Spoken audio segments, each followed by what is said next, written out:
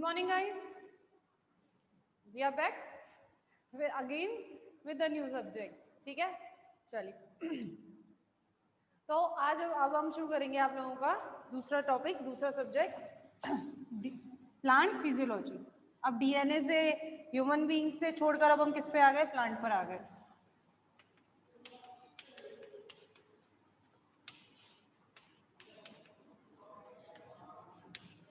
ठीक, तो कहाँ तक हो चुका था अपन लोगों का? ऑस्मोसिस हो गया था. अच्छा, टर्गर प्रेशर और wall pressure. Last time question पूछा था एक बच्चे ने, टर्गर प्रेशर और वॉल प्रेशर का. ठीक है मैम, टर्गर प्रेशर और वॉल प्रेशर क्या होता है? तो टर्गर प्रेशर और वॉल प्रेशर हम लोगों ने बताया था क्या होता है. फॉर एग्जाम्पल मैं आज आपको एक सेल बनाती हूँ. ठीक है, इससे आज हम सारे प्रेशर समझ लेंगे. आपका जो डिफ्यूजन प्रेशर डेफिशिएंट है वो भी हम इसी से समझ लेंगे.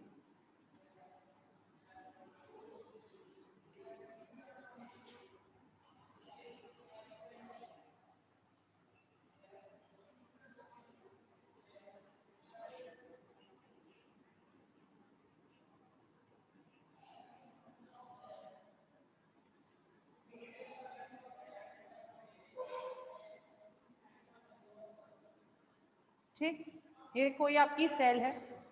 इस सेल में अंदर जाने वाला पानी, अंदर जाने वाला, that was the osmotic pressure.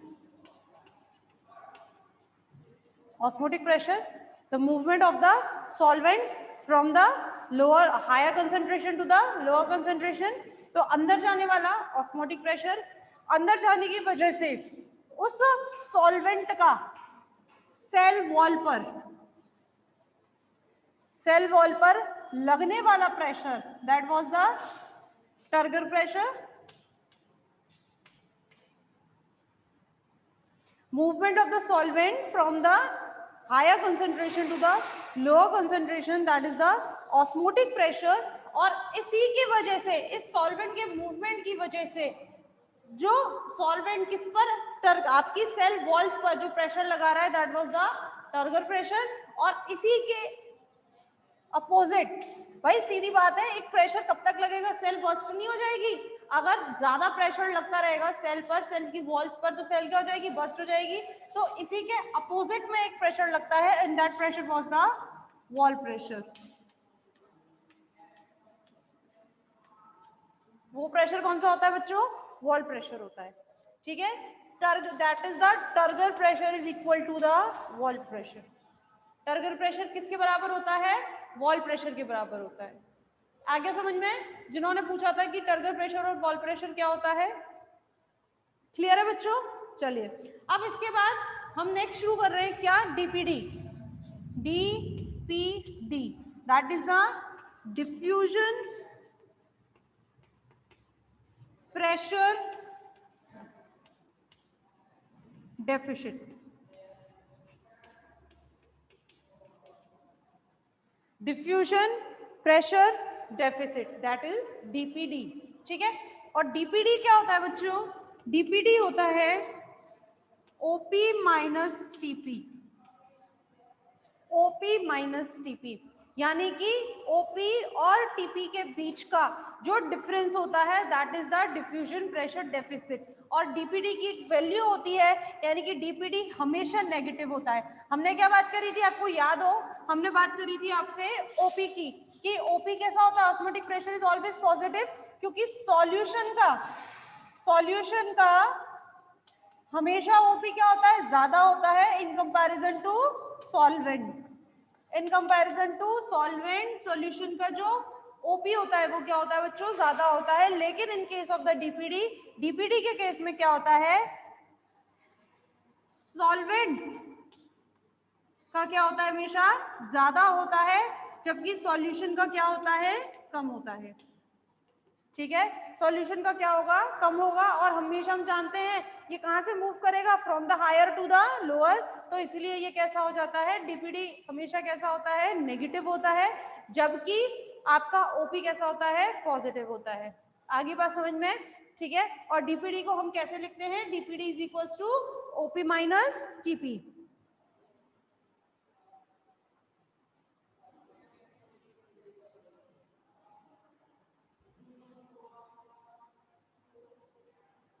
ठीक है, आ गया समझ में सबको। तो डीपीडी क्या होता है, ओपी माइनस टीपी। अच्छा, अगर मैं बात कर रही हूं किसकी, अगर मैं बात कर रही हूं फ्लैसिड सेल की, फ्लैसिड सेल, फ्लैसिड सेल यानी कि पिचकी हुई सेल, अगर सेल पिचक जाएगी तो इसका मतलब उसमें टर्गर प्रेशर नहीं होगा, उसमें टर्गर प्रेशर नहीं होगा, यानी कि टीपी क्या हो जाएगा, जीरो हो जाएगा। तो इस कंडीशन में डीपीडी क्या होगा बच्चों, इस कंडीशन में डीपीडी आपके किसके बराबर हो जाएगा, ओपी के बराबर होगा कि नहीं होगा भाई, होगा। क्यों, क्योंकि टीपी क्या हो जाएगा, जीरो हो जाएगा। सेल कैसी है, फ्लैसिड है, पिचकी हुई है, उसमें कोई टर्गर प्रेशर नहीं है, ठीक है।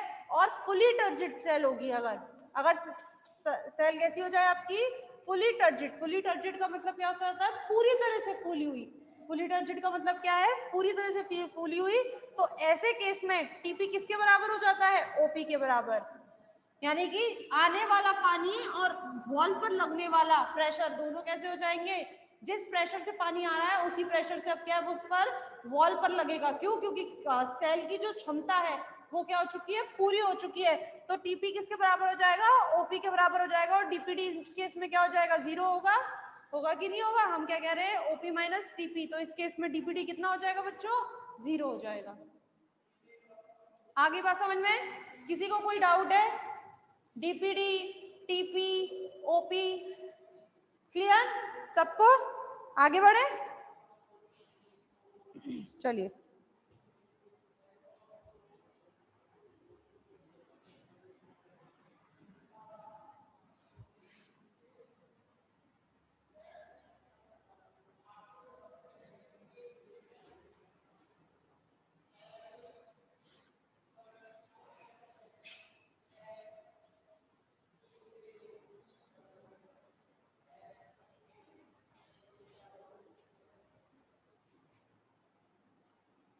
अब हम बात कर रहे हैं किसकी,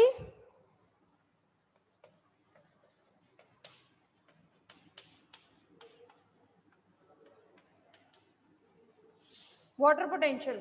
वाटर पोटेंशियल क्या होता है, वाटर पोटेंशियल को और क्या कह सकते हैं हम, वाटर पोटेंशियल को हम ये भी कह सकते हैं, वाटर पोटेंशियल दैट मींस पानी पीने की क्षमता। वाटर पोटेंशियल का मतलब क्या हो जाता है बच्चों, वाटर पोटेंशियल का मतलब हो जाता है पानी पीने की क्षमता, tendency of the water to leave a system. और इसी वाटर पोटेंशियल की वजह से, एक बात और मैं आपको बता दूं, इसी वाटर पोटेंशियल की वजह से ही क्या होता है, पानी जो है किसी भी सिस्टम को छोड़ता है। यानी कि जो पानी का जो मूवमेंट है from soil to the roots and from the roots to the cell and from cell to the leaves and from leaves to the environment,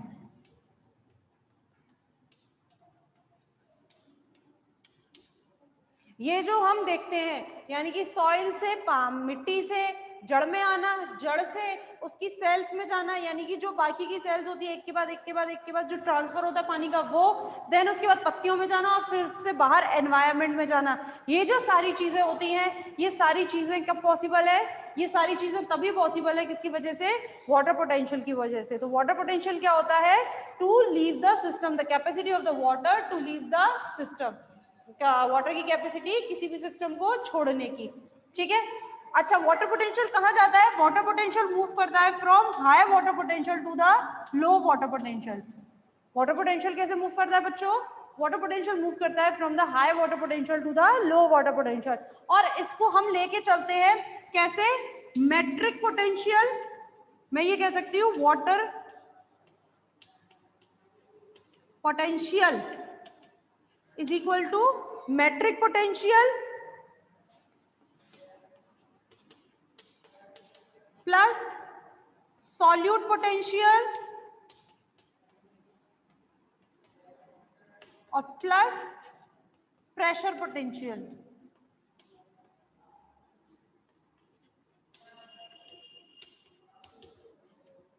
ये होता है water potential is equal to, water potential को हम साई से denote करते हैं बच्चों, Sai, Sai.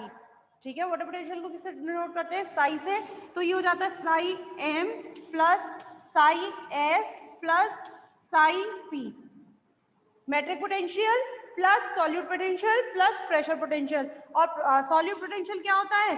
Solute potential है आपका ऑस्मोटिक प्रेशर, और प्रेशर पोटेंशियल क्या है आपका? Turgor pressure. And in case of the osmosis, जब हम ऑस्मोसिस की बात कर रहे हैं या मैं जब वाटर मूवमेंट की बात कर रही हूँ कि जैसे रूट सॉइल से रूट में जा रहा है, रूट से सेल में जा रहा है, ये जब मैं बात कर रही हूँ, इस केस में मेट्रिक पोटेंशियल कैसा होता है? जीरो होता है, या मैं कह सकती हूँ अप्रॉक्स टू जीरो होता है, यानी कि नगण्य होता है, शून्य के बराबर होता है, काउंटेबल नहीं होता है। तो इस केस में ये क्या हो जाएगा? इनसिग्निफिकेंट हो जाएगा, कोई वैल्यू नहीं है। यानी कि मैं साई डब्ल्यू वाटर पोटेंशियल की मैं कह सकती हूँ क्या वैल्यू होती है? Sai S plus psi P. आगे बात समझ में आपको? बोलिए भाई, कोई डाउट है?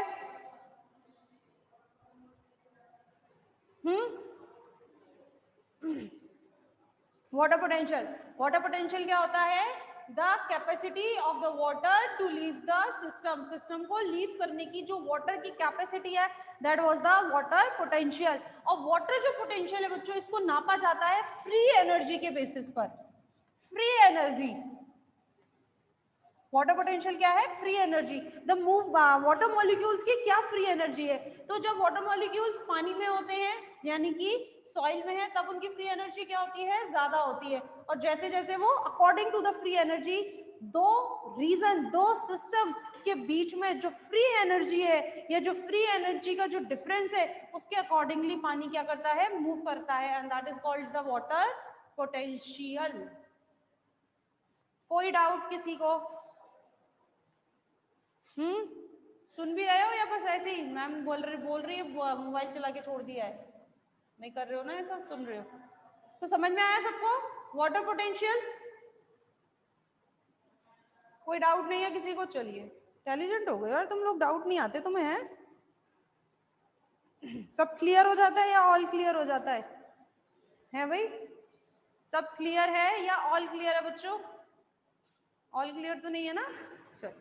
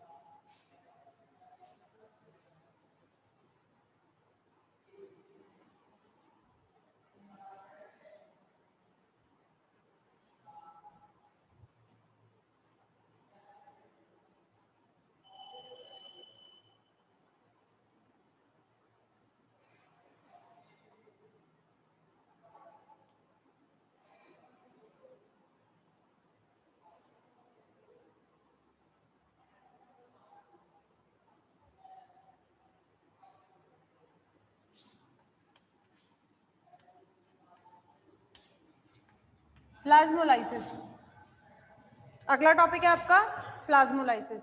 प्लाज्मोलाइसिस क्या होता है? प्लाज्मोलाइसिस आपको पता है, जब किसी भी चीज को, जब किसी भी आपके मटेरियल को हम किस में रख देते हैं? हाइपरटोनिक सॉल्यूशन में। किस में रख देते हैं बच्चों? Hypertonic solution. और हाइपरटोनिक सॉल्यूशन आप जानते ही है। हाइपरटोनिक सॉल्यूशन क्या होता है? कोई सेल है, ठीक है, उसको हमने किस में रख दिया है? सुगर सॉल्यूशन में रख दिया है। किस में रख दिया? सुगर सॉल्यूशन में रख दिया, यानी कि बाहर का मीडियम अंदर के मीडियम से ज्यादा क्या है? कॉन्सेंट्रेटेड है। तो ऐसे कंडीशन में वाटर कहाँ जाता है? बाहर आ जाता है।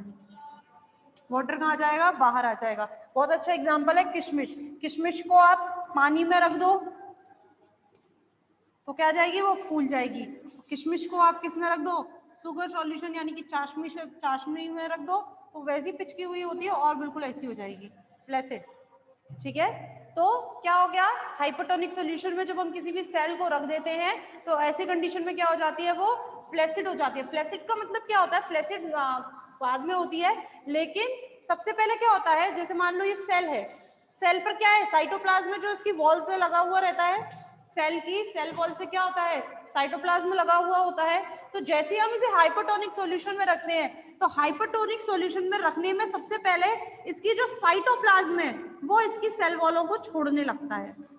सबसे पहले जो साइटोप्लाज्म है वो क्या करता है, सेल वॉलों को छोड़ने लगता है इस तरीके से, ये रहा, ठीक है। यानी कि ये इस तरह से कंडीशन में आ जाता है, साइटोप्लाज्म सेल वॉलों को छोड़ देता है, ठीक। इस फेज को, यानी कि जो शुरुआती फेज होती है इसकी, इसको बोलते हैं एविडेंट प्लाज्मोलाइसिस।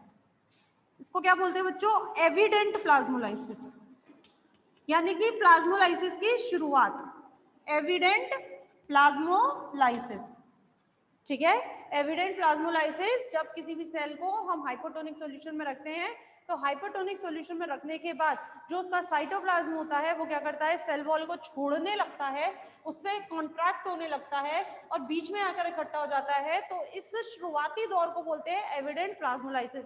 और इसमें आगे चलता रहता है तो सेल धीरे धीरे क्या होने लगती है, सेल धीरे धीरे फ्लैसिड होने लगती है और साइटोप्लाज्म कहाँ आ जाता है, बिल्कुल बीच में इकट्ठा हो जाता है। और इसको बोलते हैं हम इंसिपिएंट plasmolysis, इंसिपिएंट plasmolysis.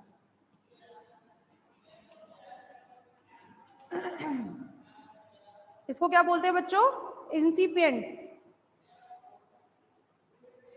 Sorry sorry sorry उल्टा कर दिया मैंने,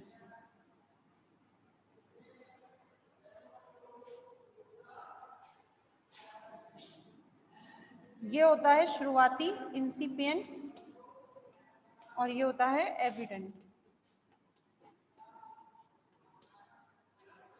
ठीक है। यानी कि जब आपकी सेल को हाइपरटोनिक सॉल्यूशन में जब हम किसी भी सेल को रखते हैं तो क्या करती है, उसकी जो सेल होती है वो साइटोप्लाज्म जो होता है उसका, वो सेल वॉल को छोड़ने लगता है और कहाँ जाता है, बीच में इकट्ठा हो जाता है। और ये क्या होती है, इसकी शुरुआती फेज होती है प्लाज्मोलाइसिस की, उसको बोलते हैं हम इंसिपिएंट प्लाज्मोलाइसिस। लेकिन जब ये क्या रहता है, उस सॉल्यूशन में और मौजूद रहता है और बिल्कुल कैसी हो जाती है, मैक्सिमम पॉसिबल, यानी कि इससे ज्यादा पिचक नहीं सकती है सेल, इससे ज्यादा उसका साइटोप्लाज्म कॉन्ट्रैक्ट नहीं हो सकता, जब उस फेज में आ जाती है तब उसको बोलते हैं हम एविडेंट प्लाज्मोलाइसिस। आगे समझ में सबको, प्लाज्मोलाइसिस बहुत ही मैंने आपको बताया था शुरू में कि अभी तक आप बेसिक कॉन्सेप्ट पढ़ रहे हैं जो आप अपने 12th में पढ़ के आए हैं,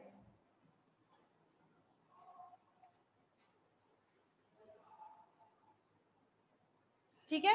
और अगर मैं इसको उल्टा कर दूं, यानी कि फ्लैसिड सेल हो गई है, सेल क्या हो गई है, पिचक गई है, अब आपने इसको वापस किस में रख दिया है, वापस आपने इसको किस में रख दिया, हाइपोटोनिक में। हाइपरटोनिक से आपने इसको किस में ट्रांसफर कर दिया, हाइपोटोनिक में। और हाइपोटोनिक में आप जैसे ट्रांसफर करेंगे क्या करेगा, वो वाटर को एब्जॉर्ब करेगा with is full capacity, water potential क्या रहेगा उसका, सबसे ज्यादा रहेगा, ठीक है। उस कंडीशन में ये क्या हो जाएगी, दोबारा से फुली टर्जिड हो जाएगी और इसको बोलते हैं हम, इस प्रोसेस को डीप्लाज्मोलाइसिस। इस प्रोसेस को क्या बोलते हैं बच्चों, इस प्रोसेस को बोलते हैं हम डीप्लाज्मोलाइसिस।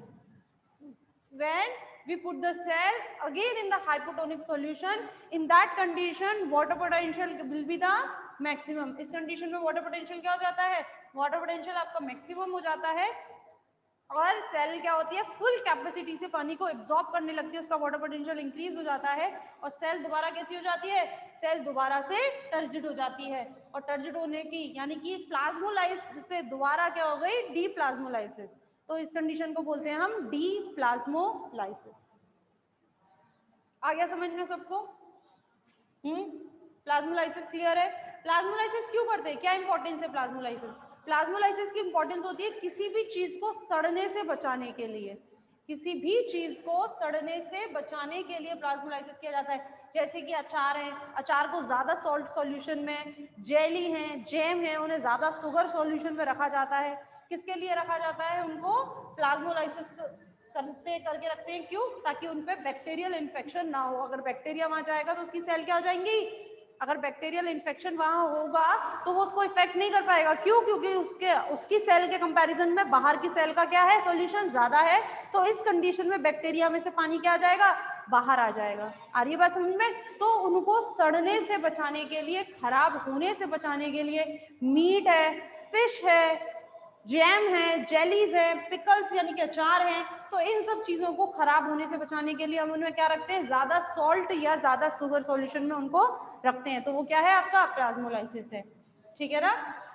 जैसे कि आप लोगों की रूट्स हैं, रूट्स है। तो वीड का जब इरेडिकेशन करते हैं यानी कि जब खरपतवार हटाते हैं तो उस कंडीशन में भी यही करते हैं, क्या करते हैं, खेतों को सॉइल से सॉल्ट से भर देते हैं, यानी कि उस जगह को सॉल्ट से भर देते हैं। और इस कंडीशन में क्या हो जाती है, वीड्स जब वहां से रिमूव हो जाती हैं तो दोबारा से हम वहां क्या कर देते हैं, पानी दे देते हैं।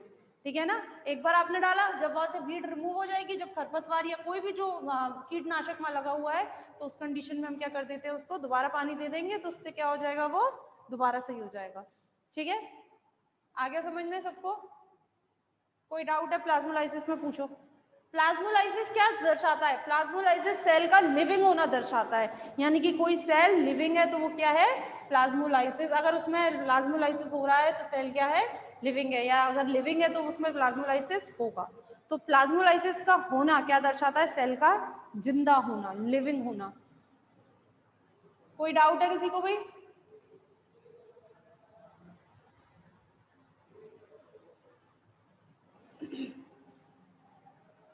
क्लियर है सबको?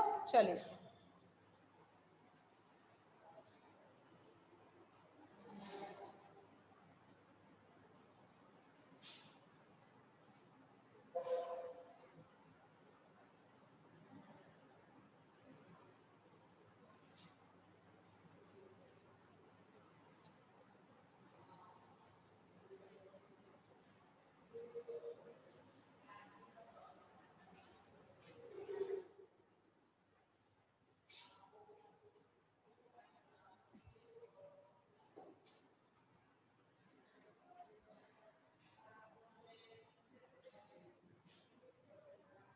Root system.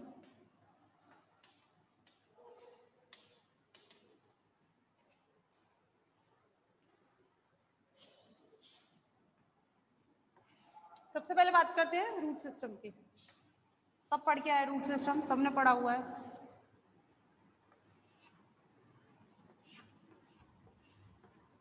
That was the root cap, meristematic zone,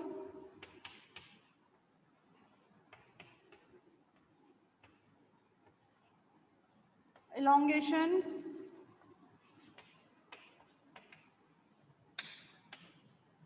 and root hair। पता है सबको? यही होती है, सबने रूट पढ़ा है, कोई ऐसा नहीं है जिसने रूट नहीं पढ़ा होगा, यही सारी चीजें होती हैं। ठीक है, रूट कैप वो रीजन होता है जो रूट को प्रोटेक्शन देता है, सबसे ऊपर होता है रूट के। अगर रूट में कोई भी नुकसान होगा तो वो किसको होगा, रूट कैप को होगा, डायरेक्ट रूट को नहीं होगा। ठीक है ना, डायरेक्ट मेरिस्टेमेटिक जोन को नहीं होगा, यानी कि वो रीजन को नहीं होगा जो एक्टिवली डिवाइड करती है, उस रीजन को नहीं होगा। तो इस केस में उसके ऊपर क्या प्रेजेंट रहता है, रूट कैप रहता है, रूट को प्रोवाइड करने के लिए। उसके ऊपर होता है आपका मेरिस्टेमेटिक जोन। मेरिस्टेमेटिक जोन किसके लिए होता है, एक्टिव सेल डिवीजन। सबसे ज्यादा सेल डिवीजन कहाँ होते हैं, मेरिस्टेमेटिक जोन में होते हैं। रूट को कोई नुकसान हो जाना, लेटरल रूट्स का फॉर्मेशन होती है, लेटरल रूट्स फॉर्म्ड होती हैं, तो वो कहाँ से होती है, मेरिस्टेमेटिक जोन से होती है।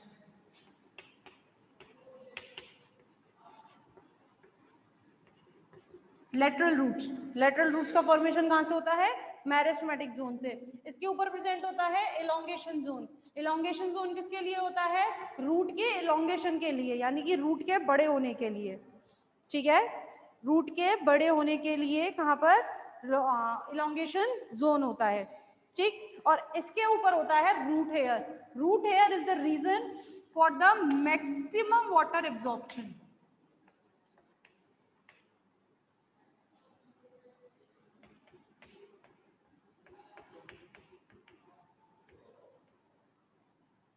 Root hair is the region for the maximum water absorption. सबसे ज्यादा वाटर का एब्जॉर्प्शन कहां से होता है बच्चों, रूट एयर से होता है। लेकिन इस रिज्वाइन कर लीजिए बच्चों क्लास।